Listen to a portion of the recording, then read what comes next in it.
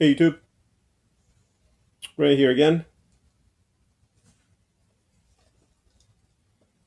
Smoking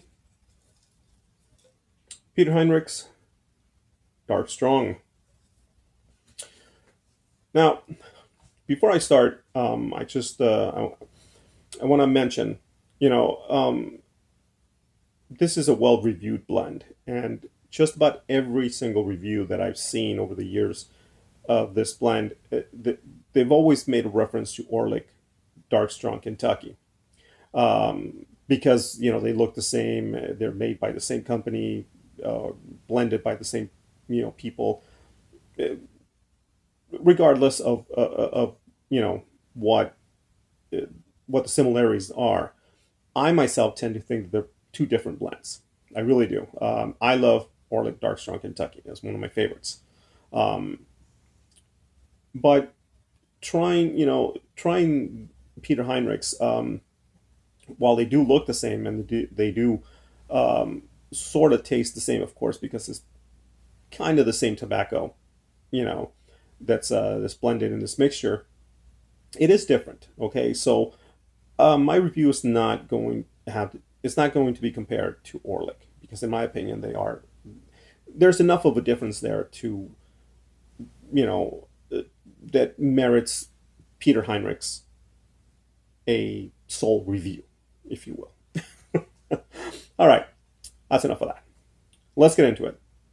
What am I tasting? Well, this, according to the tin, okay, because again, reviews differ, and it seems like some people tend to think this has different tobaccos. I don't exactly know, so we're going to go with the tin.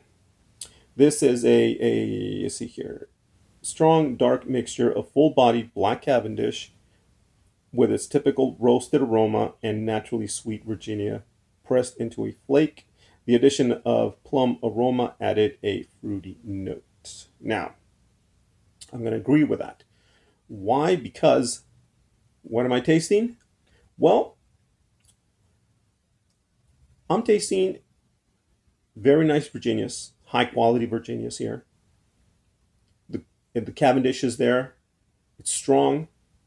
There's a strength to this, but it does have this beautiful aroma from right from the beginning. It's just this naturally sweet tasting um, aroma, if you will. I know that doesn't make sense. It's just this flavor, this flavor that comes through and through from the beginning to the end through the retrohale, and it stays in your mouth after you've already exhaled the smoke. You can still taste it.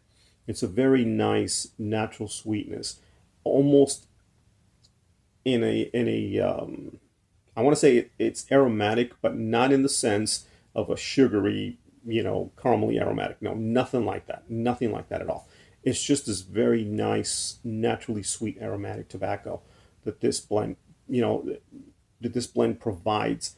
It The Virginias here are so sweet, and it's high quality Virginia, and you can tell the difference. Okay, you can tell the difference between other Virginias and the Virginia that's used in here, regardless of whether it's sorted by the same people, if it's supplied by the same people, if it's blended by the same people.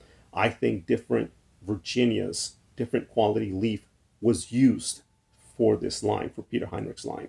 Um, and the difference really stands out in the flavor. The flavor, like I said, it's an aroma. It's a roasted fruity aroma, just like the tin says, and it's a very natural tasting tobacco. You're tasting tobacco. You're not tasting any sugary topping or anything like that. So whatever um,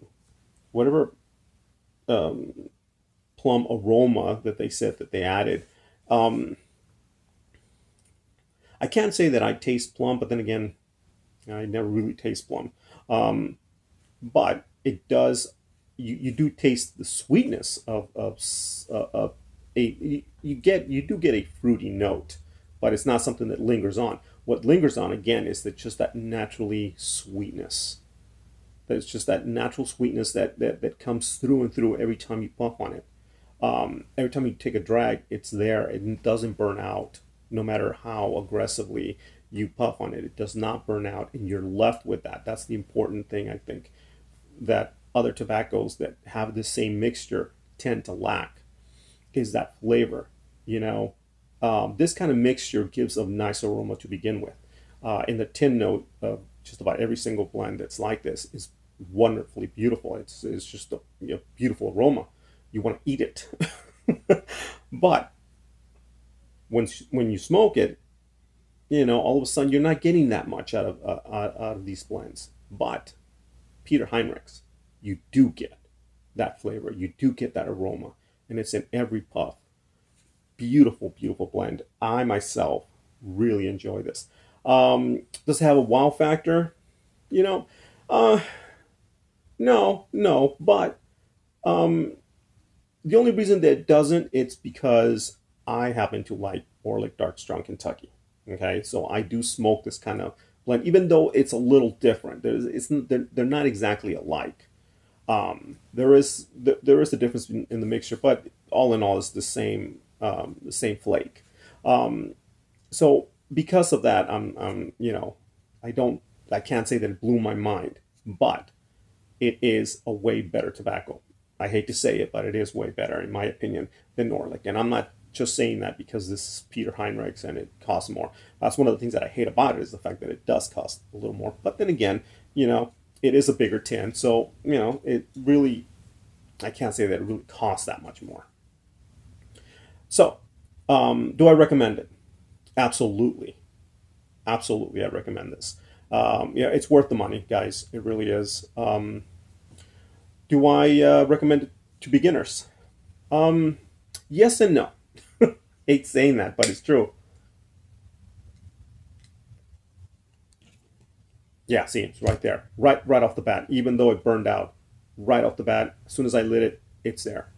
No burned out taste, no nothing. Just nice roasted fruitiness. Oh, love it. Anyway, like I said, I do recommend it, I guess, to beginners, but you know, it's one of those things where if you're not really used to this kind of a blend, you're not really going to get that much out of it. You have sort of have to build up to it. But if if I had to recommend a blend to a beginner of this kind of mixture, I would recommend Peter Heinrichs. Definitely. All right, compadres, comadres. Sorry that this video took so long. As always, thank you for watching. If you still are, y vayan con Dios.